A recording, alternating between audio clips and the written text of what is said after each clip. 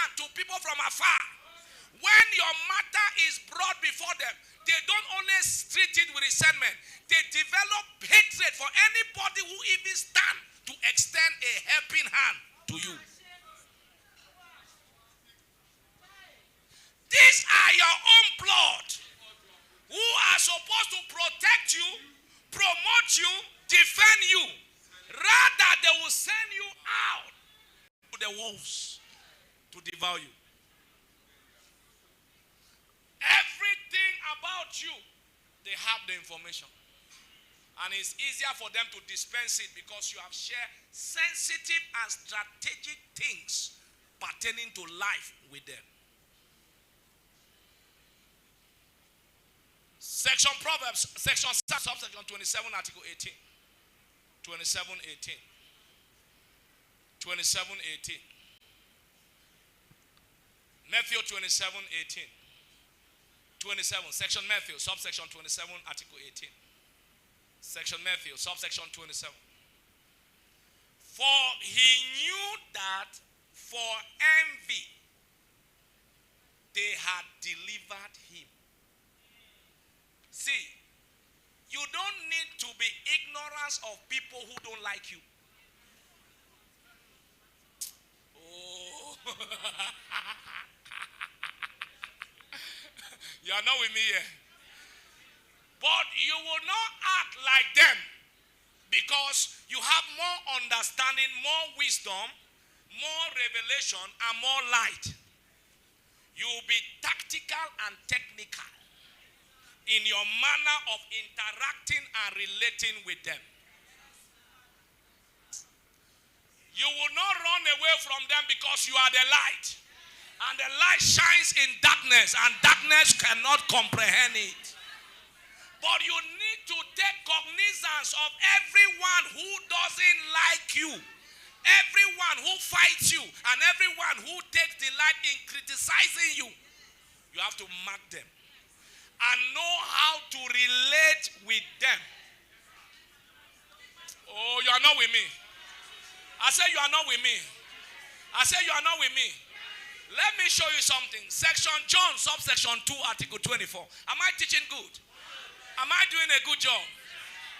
But Jesus did not commit himself unto them because he knew all men. You know why you are always broken and disappointed and you fall down? You want to kill yourself?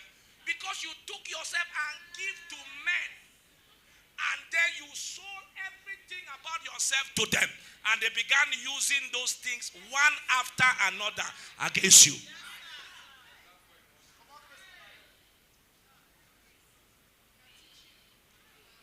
You have asked me one question one day. You said, Bishop, the way you spend money, how do you get this money? He said, the way you spend money, how do you get this money? I said, it's God. And he ends the matter. It's what? It's God. And he ends the matter. No further explanation. End of discussion. You have asked me that question, Honorable. You remember the day you asked me? When was that? In Kubwa. Then you have asked me also, you've asked me in Buari and you've asked me in Sheraton. When we were in Sheraton, you asked me the same question. He said, my bishop, the way you spend money. He said, how do you get this money? I said, nah, God. Tell your neighbor, say, nah, God. I thought somebody would shout a bigger amen. Oh, I want you to catch wisdom tonight. Catch wisdom tonight. I know how to live. And you will live long. And you will live well.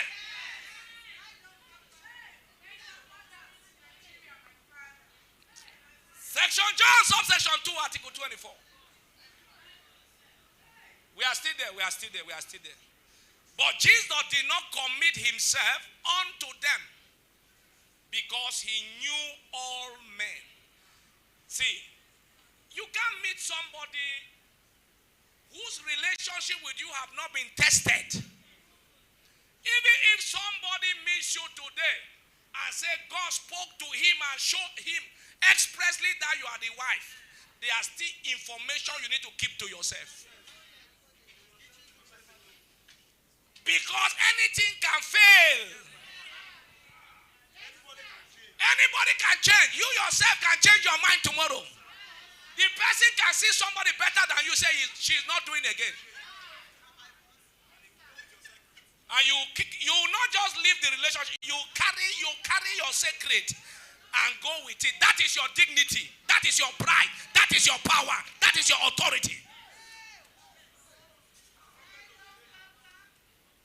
He did not give himself to them. They came to him, but he placed a restriction. He knew how to relate, how to communicate, how to work with everybody who came around him. And that's wisdom. And that wisdom is bigger than education. You can have the best credential, but without wisdom, you make a lot of costly mistakes. As you see me like this, it's only what I want you to know you ever know. Anything I don't want you to know, you will never know it in this life. Ask me why. I will keep it only to myself. Even my mother who delivered me, there are certain limits to the things she knows about me. If God gives her by revelation, fine. But anything that I know is not permitted to be shared by anybody, I keep it between me and God. That have helped me very well in ministry. Because you don't know my next plan of action. I am an unpredictable prophet. You don't know what next step I will take. You don't know from which angle, from which dimension. Because you yourself, you are still perplexed. You are still struggling to know more about this man. Because every day he keeps coming in different dimensions. And you will never know till Jesus returns. The one you know now is the one God has permitted you to know. Oh, you are not with me here. I thought you would shout a bigger amen. Why do they fight you? Why do they hate you? Envy, jealousy, nothing else. Should I shock you? Before I round up. Hear me well. This one now is prophetic bonanza. Listen to me very well. Listen to me. Listen to me. Your fighters and your haters are your sacred admirers. They admire you in secret and castigate you in public.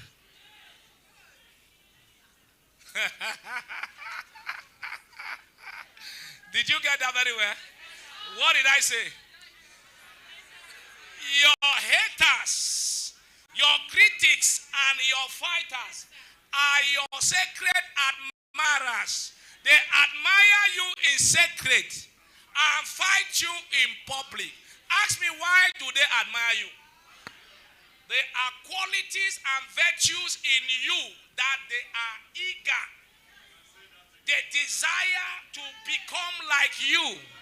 Your composure, your articulation, your wisdom, your level of carrying yourself, your dignity and your honor, your pride, your decency, your swag, your audaciousness, your tenacity, your vitality, your vigor. They like everything about you, but they don't have the humility and simplicity to come and submit to you and say, how can I be like you? So the only way they can express their grievances of not getting what you have is by admiring you in the secret and condemning you in the public, criticizing you in the public, slandering you in the public.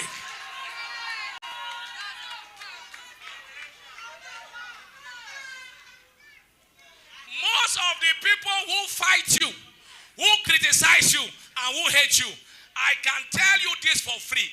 They desire to be like you. They are craving to be like you. There is something about you that is special.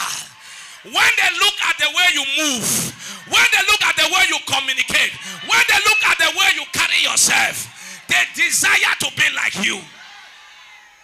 They are your sacred admirers. They admire you in the secret.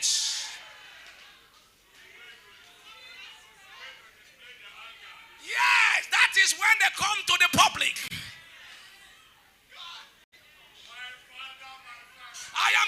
this for free. I say, I am giving you this for free.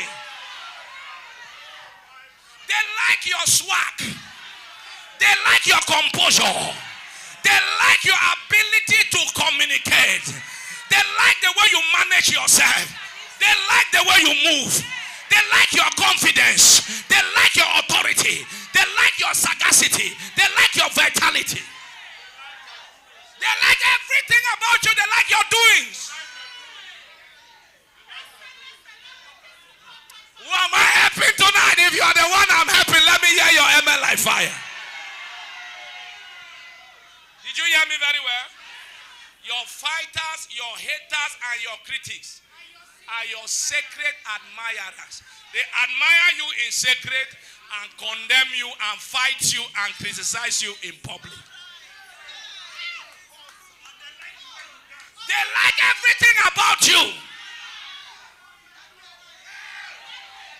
Some of them have car. You don't have car. But you are walking like somebody who is having cars. Some of them own houses. You don't have a land. But you are not walking like somebody who is renting.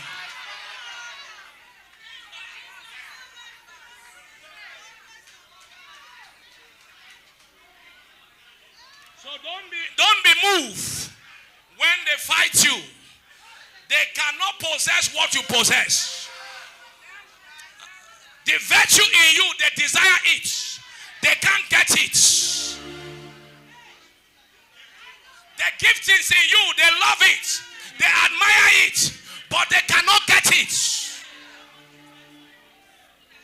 So the only avenue for them to express their grievances, their annoyance, is to fight you in public. When they make mention, they leave that one, leave that one. You know why they are shouting it? They say, oh, how I wish I am like him. How I wish I am like her. How I wish he is my son. How I wish he is my daughter. Let nobody deceive you in this life. Your greatest haters are your sacred admirers. That is why they are the first to go to your DM. That is why they are the first. They comment. But they follow everything about you. Somebody was telling me, he said, he went somewhere, somebody was telling him that our church had a problem. I said, no, our church didn't have a problem. God just gave us an opportunity to build a better cathedral. Our church didn't have a problem. God just gave us an opportunity to build a better cathedral. And you can't compare what we are building now with what was there. Because the glory of the latter days shall be greater than the glory of the former. No, we didn't. God just gave us an opportunity to build a better cathedral. A more sophisticated one. A more glorious one. They will monitor. They will walk. They will ask. They will inquire. You know why? They want to be like you. They want to become like you. Of a truth, they have not seen anybody like you. Your character, your virtues, your temperament, your coordination keep shocking them. Even when there is no money in your pocket, you walk like a daughter of a lion. That is the mystery they cannot understand. In their mind is, what is giving you that audacity?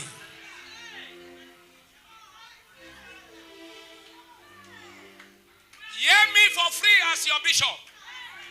98% of your haters, your fighters, your critics are your sacred admirers. They like your swag. They like your audacity. They like everything about you. They want to be like you. But because they don't know how to control their bitterness, every opportunity they have in the public, the opportunity is to castigate you, to slander you, to bring you down. But guess what? They will never succeed in that journey. Ask me why. No one can demean whom God have esteemed. No one can bring down whom the Lord have taken up. No one can curse whom the Lord has blessed. All you need is to stay focused, committed, devoted, dedicated, and consistent. But if you are leaving this arena today, if there's anything you are leaving this auditorium today, is that 98% of my fighters and haters and critics, they are my sacred admirers. They admire me in the sacred and fight me in the public. Well, let me show you something before I leave. Let me show you something before I leave. Section Jeremiah. My time is up. Section Jeremiah, subsection 1, article 19. Thank you. Oh, you didn't know that they were admiring you in the sacred? That venom they come in the public is the bitterness, because they cannot become like you. I deserve shawarma. Oh, they say I deserve shawarma. Your critics, your haters, and your fighters, they shall fight against thee, but they shall not prevail against thee. For I am with thee, saith the Lord, to deliver thee from their castigation, from their slander, from their backbiting, from their gossip. Everything they thought they are doing against you, your God is with you. I thought you would shout a bigger amen. Everybody read with me. 1, 2, 3, go.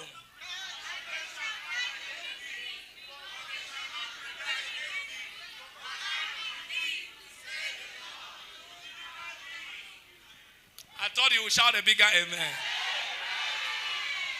Do you know who made you who you are? Not them. It's God. And that God is with you, is around you, is upon you, is within you. Am I teaching good? Your greatest haters and fighters and critics are your sacred admirers. They are admiring you in the sacred. They love what they are seeing about you in the sacred. They love your charisma. They love your tenacity. They love your swag. They love your dress taste. They love your swagaliciousness. Oh, some of them wish their children should be like you. Some of them wish their wife should be like you. Some of them wish their husband should be like you.